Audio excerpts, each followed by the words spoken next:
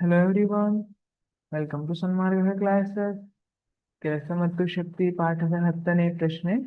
ಒಂದು ಜೂಲ್ ಕೆಲಸ ವ್ಯಾಖ್ಯಾನಿಸಿ. ಒಂದು ಜೂಲ್ ಕೆಲಸವನ್ನ ವ್ಯಾಖ್ಯಾನಿಸಬೇಕು. ಕೆಲಸ ಅಂದ್ರೆ ಏನು? ನಾವೇನ್ ಬರಿತೀವಿ ಫಾರ್ಮುಲಾ? ಪ್ರಯೋಗಿಸಿದ ಬಲ ಮತ್ತೆ ಚಲಿಸಿದ ದೂರದ ಗುಣಲಬ್ಧ, ಸ್ಮಾಲ್ ಎಸ್ ಇದೆ. ಚಲಿಸಿದ ದೂರದ ಗುಣಲಬ್ಧವನ್ನ ಕೆಲಸ ಅಂತ ಹೇಳಿ. ಹಾಗಿದ್ರೆ ಇಲ್ಲಿ ನೋಡಿ, ಬಹಳ ಸುಲಭವಾದ ಟೆಕ್ನಿಕ್ ಇದು. ಡಬ್ಲ್ಯೂ ಅನ್ನುವಂಥದ್ದು ಕೆಲಸ ಇದೆ.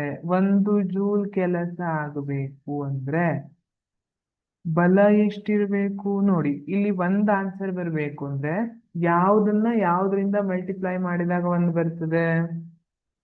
ಒಂದನ್ನ ಒಂದರಿಂದ ಮಲ್ಟಿಪ್ಲೈ ಮಾಡಿದಾಗ ಒಂದು ಬರ್ತದೆ. ಸರಿ, ಬಲದ ಏಕಮಾನ ಏನು? ನ್ಯೂಟನ್. ಚಲಿಸಿದ ದೂರ, ಅದರ ಏಕಮಾನ ಏನಿರ್ತದೆ? ಮೀಟರ್ ಇರ್ತದೆ. ಹಾಗಾದ್ರೆ 1 × 1 ನ್ಯೂಟನ್ ಬಲ ಪ್ರಯೋಗ ಆಗಿರ್ಬೇಕು. ವಸ್ತು ಎಷ್ಟು ದೂರ ಚಲಿಸಿರ್ಬೇಕು? 1 ಮೀಟರ್ ಚಲಿಸಿರಬೇಕು.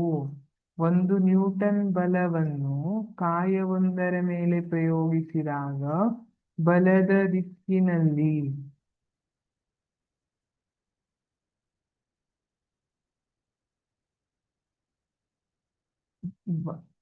ದಿಕ್ಕಿನಲ್ಲಿ ಕಾಯವು 1 ಮೀಟರ್ ದೂರ ಕ್ರಮಿಸಿದಾಗ ಆಗುವ ಕೆಲಸವನ್ನು 1 ಜೂಲ್ ಕೆಲಸ ಎನ್ನುವುದು.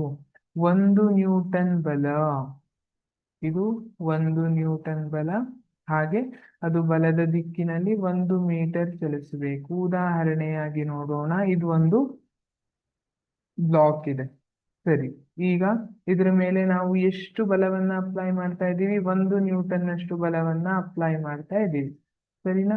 ಅಪ್ಲೈ ಮಾಡ್ತಾ ಇರುವಂತಹ ಬಲ 1 ನ್ಯೂಟನ್ ಇದೆ. ಈಗ ಇದು ಒಂದ್ ವೇಳೆ ನಾನು 1 ನ್ಯೂಟನ್ ಬಲವನ್ನ ಅಪ್ಲೈ ಮಾಡಿದಾಗ, 1 ನ್ಯೂಟನ್ ಬಲವನ್ನ ಅಪ್ಲೈ ಮಾಡಿದೀನಿ. ಈಗ ಇದು ಎಷ್ಟು ದೂರ ಚಲಿಸಿದೆ? 1 ಮೀಟರ್ನಷ್ಟು ಚಲಿಸಿದೆ. ಅಂದ್ರೆ ನಾನು ಎಷ್ಟು ಕೆಲಸ ಮಾಡಿದೀನಿ ಅಂದಂಗಾಯ್ತು? ನಾನು 1 ಜೂಲ್ ಕೆಲಸವನ್ನ ಮಾಡಿದ್ದೀನಿ. Thank you.